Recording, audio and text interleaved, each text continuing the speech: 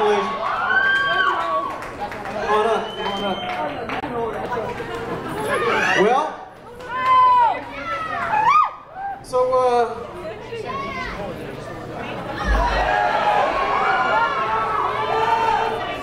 so what's your morning been like? Yeah, it's been pretty insane. Yeah. It was a matter of just getting up and getting down here and getting it going, and this has all been very, very quick. So you've been since a wee lad in Los Angeles, going up and down. You practiced just a few yards from here back in the day. You've been on Hollywood Boulevard. Has it hit you that you are now immortalized forever on the boulevard of boulevards with such other Hollywood icons as Jim Ladd and Mark and Brian? Yeah. No, you know what? It really hit me when they, revealed me. And then I just had this flood of memories, because I was saying to somebody earlier, when I was a little kid, I totally fell for the whole sort of mystique of Hollywood.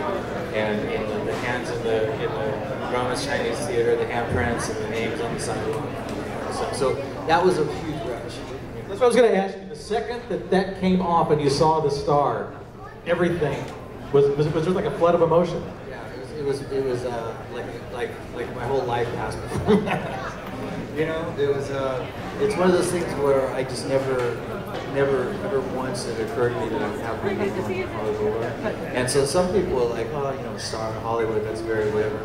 Man, I'm a total fan of everything that came out of Hollywood. A lot of stuff, and I was proud to be here, proud to have got my career started here, proud to have seen some of the crazy stuff that I've seen up here, and just been a part of that, and to be recognized in the city as being a worthwhile professional member of town. Very professional member, absolutely. You've got a new album that just came out, new CD download, we're going to call it. It came out in May. It's called, have you heard it? Does that,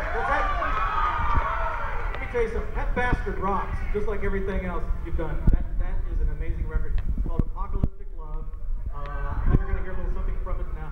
Tell me how, because I know you'd worked with Myles before, but you and Myles Kennedy put the whole thing together, didn't you? The songs and music. Yeah, there was a point there when we were on the road where, the way that it started was I met Myles on my last record, and he came in and he sang a couple songs, and I'd never really heard him sing before, but I heard amazing things about him.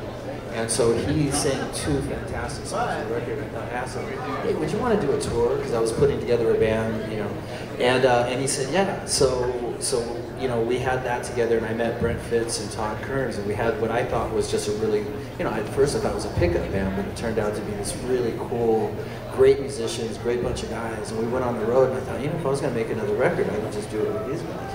And we started writing stuff on the road, Myles and I, and then when the tour was over, we just put all this accumulated material together, started working it up with Brent and Todd, and this was the result. Where's Myles? Let's bring Myles out now. Ladies and gentlemen, Myles Kennedy. I see you, brother. Pull up a chair, pull up a mic.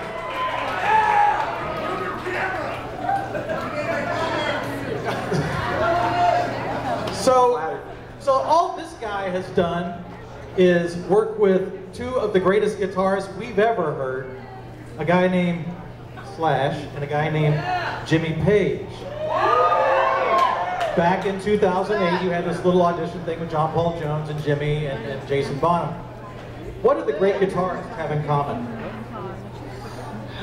What do they have in common? I think it's work ethic.